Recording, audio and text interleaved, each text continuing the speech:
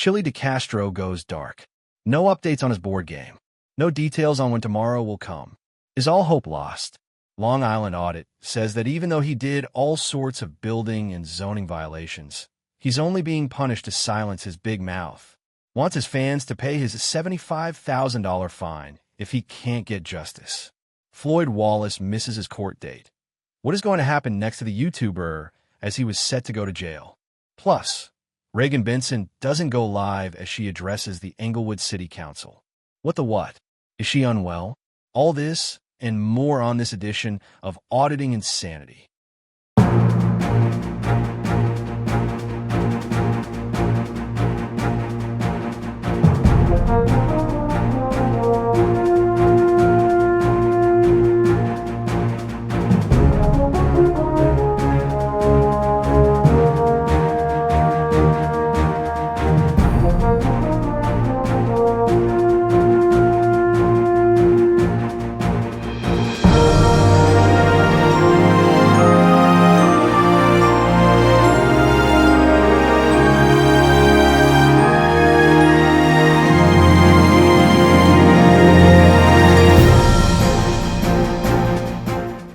Welcome to another slowish news week.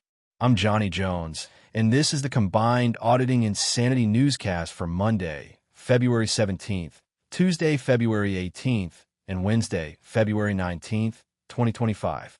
We've got big news on Long Island audits, Regan Benson, Floyd Wallace, and of course, Chille DeCastro to share with you tonight.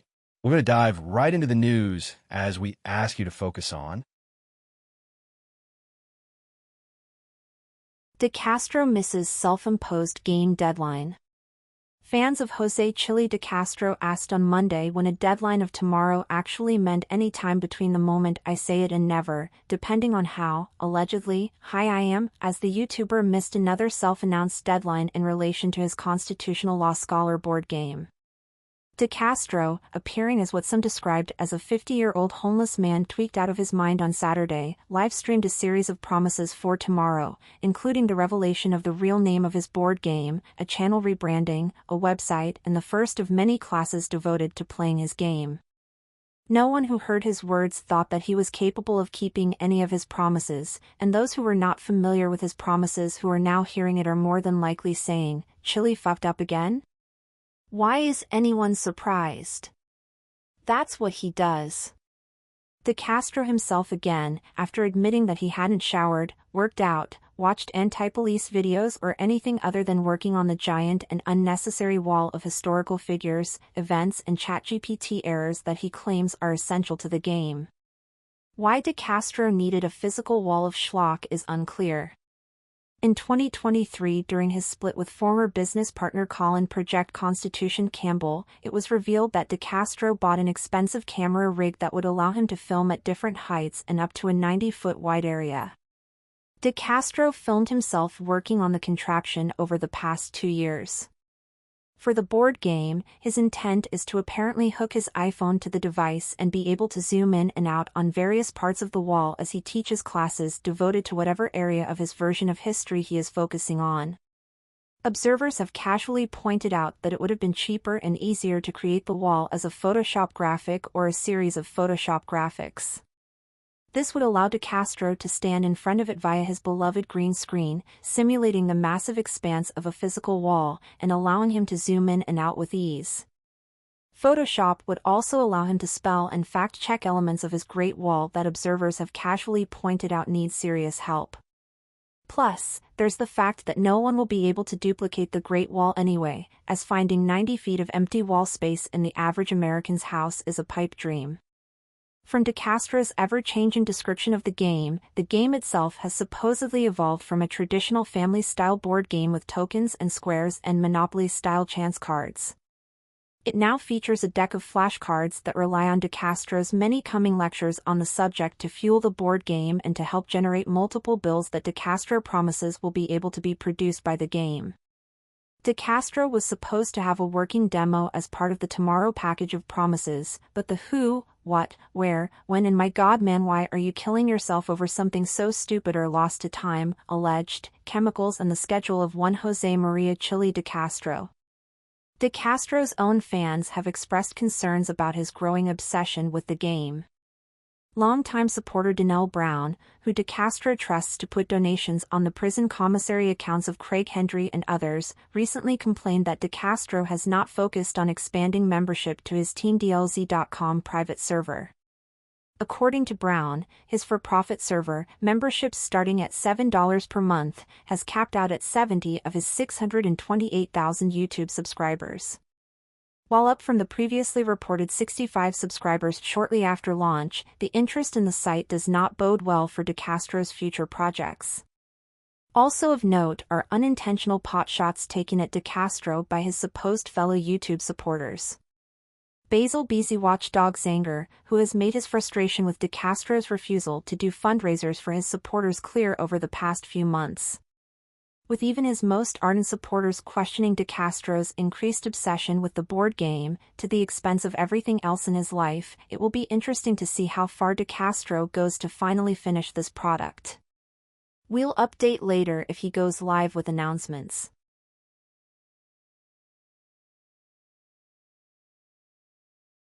Long Island Audit wants you to pay for his city code violations in the name of freedom. Viewers of Sean Paul, Long Island Audit's Reyes main channel were treated over the weekend to a new news story reported on Reyes about Reyes' battles with the town of Brookhaven, New York, over fines associated with his 2, and possibly 3, homes in the area. Reyes started the video by standing outside the Brookhaven, New York, town hall with 2 large pre-printed sandwich boards indicating that the town was charging him $75,000 in an attempt to silence him and asking how much would it take to silence someone else.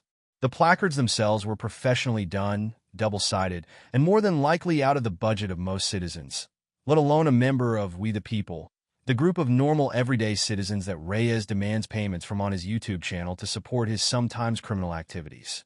Reyes explained that he was a lifelong resident of the area and owns 2 homes. One his childhood home that he purchased from his parents, and is loosely associated with a 3rd property, for which he claims he is being charged $35,000 in retaliatory fines from the city.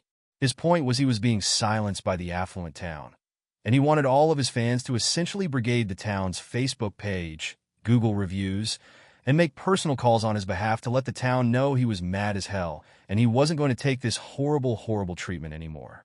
Plus donate, buy his merchandise. He also plugged his lucrative Cameo deal, his expensive merchandise, his deal with Attorney Shield, all of his pay apps where you can just give him money as donations, and, of course, his GoFundMe. Since this is the crowdsourcing column, his actions brought in $20 to Win Sunday for his Support the Fight Against Tyranny and Corruption campaign.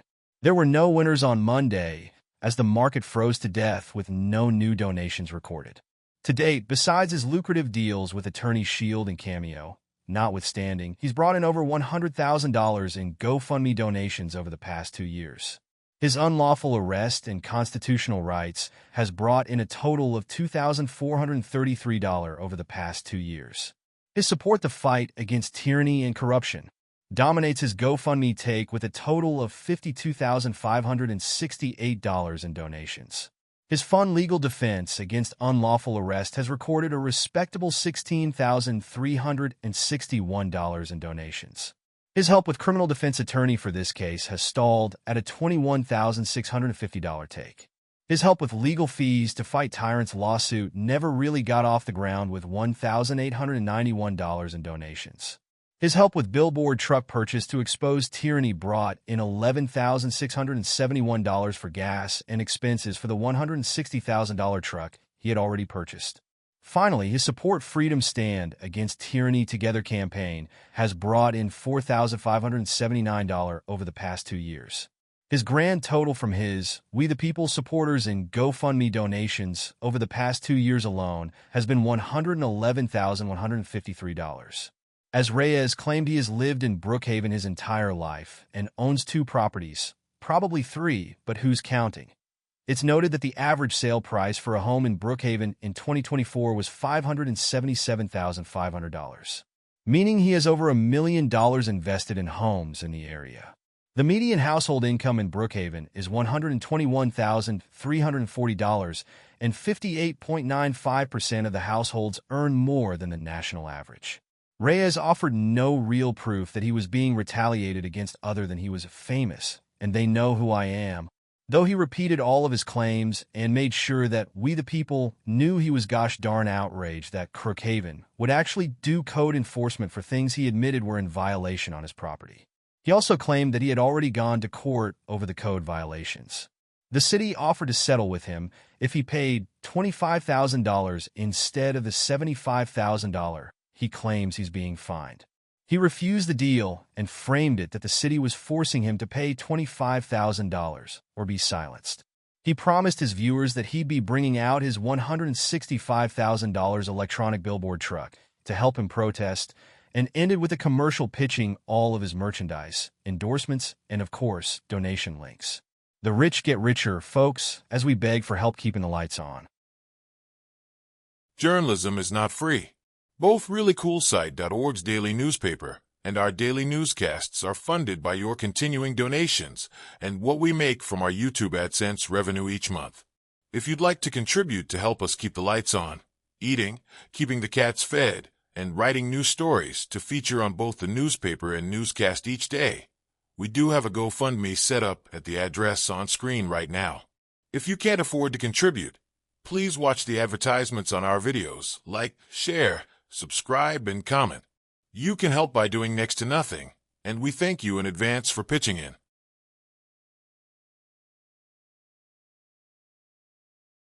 Regan Benson attacks Englewood residents. YouTuber and activist for the homeless Regan Benson returned to the Englewood, Colorado, Civic Center to address the Englewood City Council Tuesday night, strangely, without live streaming her comments or her time in the Civic Center on her own YouTube channel. While chastising Mayor Othniel Sierra for refusing to announce her from Utopia, Colorado, Benson saved her normal negative comments for the actual residents of Englewood in her remarks. Benson stated that she spent $100 of her own money on bogus police reports filed by residents of Englewood against Movement 5280, an organization for the homeless that has taken up residence in downtown Englewood. The YouTuber accused residents of Englewood of making false police reports against patrons of the facility and members of staff. She claimed one police report was made against Kelly Utter McCloskey, who was recognized as Englewood's Citizen of the Year in 2023 and helps run the facility, causing her name to be sent through a national crime bank search. Benson reminded everyone that making a false police report was a crime, then went into an extended rant about the police in Englewood refusing to follow up on said false police reports. She then complained openly about an outstanding records request for copies of a 911 call from one of the complaints that had yet to be provided to her. As previously stated, Benson's address was strange as it was not live-streamed on her YouTube channel. Benson has regularly live-streamed from the Englewood Civic Center despite rules about filming in the building without permission of those who were caught on film. Benson also would regularly use the press area of the city council chambers in order to provide her followers coverage from the actual city council meeting. This is the first time in recent history where Benson did not do so. Also changed, Benson is apparently not filming as much in her self-appointed role as overseer of the police of Englewood, Colorado. Seemingly gone are the days when she spent hours following police officers from place to place and her well-known confrontations and testing of her First Amendment rights by insulting and degrading police officers and emergency workers. The change may be due to Benson's increased status within the Movement 5280 organization. She recently announced that her own nonprofit organization, Helping Hands for Dignity, was now working in conjunction with Movement 5280 as she had backed away from her own efforts to do community outreach.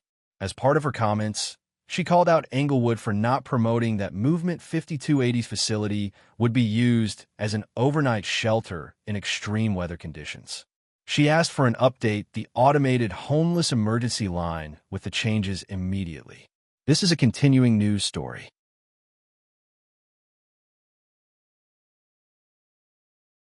Floyd Wallace misses court date. What happens next? Fans of YouTuber Floyd Wallace had an unexpected treat on Tuesday evening as the supposed-to-be-jailed YouTuber revealed that he was still free after missing his Tuesday court date.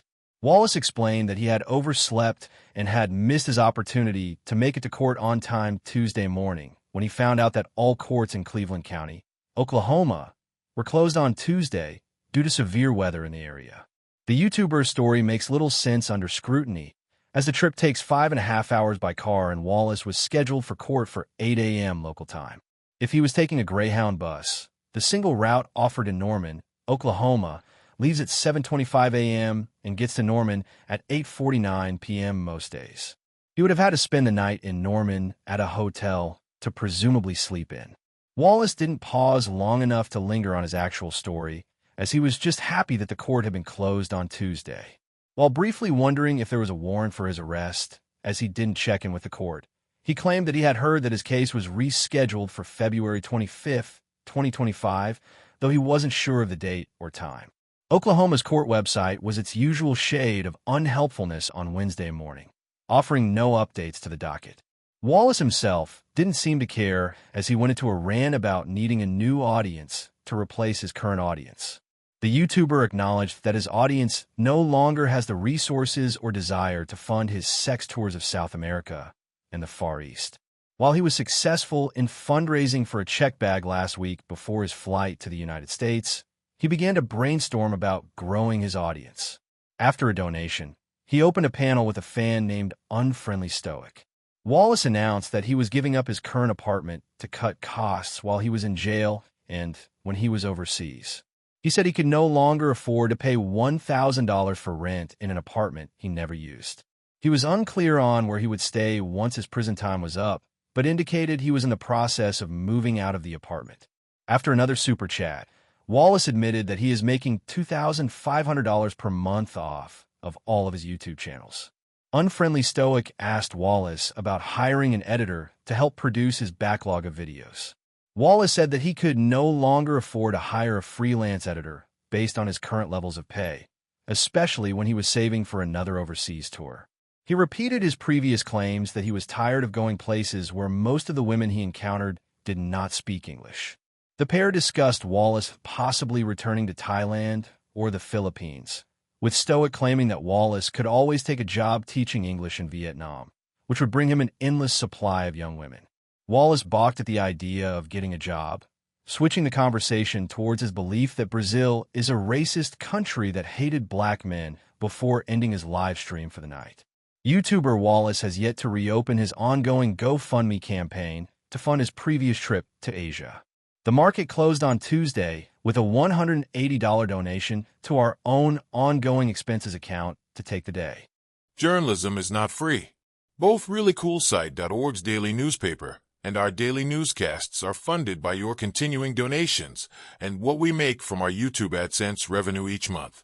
If you'd like to contribute to help us keep the lights on, eating, keeping the cats fed, and writing new stories to feature on both the newspaper and newscast each day, we do have a GoFundMe set up at the address on screen right now. If you can't afford to contribute, please watch the advertisements on our videos, like, share, subscribe, and comment.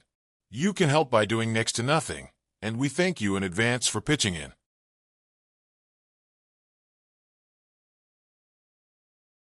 And we're back. Just a reminder that we need 3 solid news articles to do the newscast. When things are slow, we'll still release our individual news stories, but the newscast itself waits until we have enough to justify doing a newscast. I know, with the nation in the deep freeze, there may be a few more weeks of slow news days as the auditors have all gone quiet. But at least Pope Phil II saw his shadow in the shower. We won't linger. On that note, please join Jim and the gang for our latest fun hour at 8 p.m. Eastern tonight as they get themselves in trouble with the law since the day they were born. Okay then. Good night, everyone.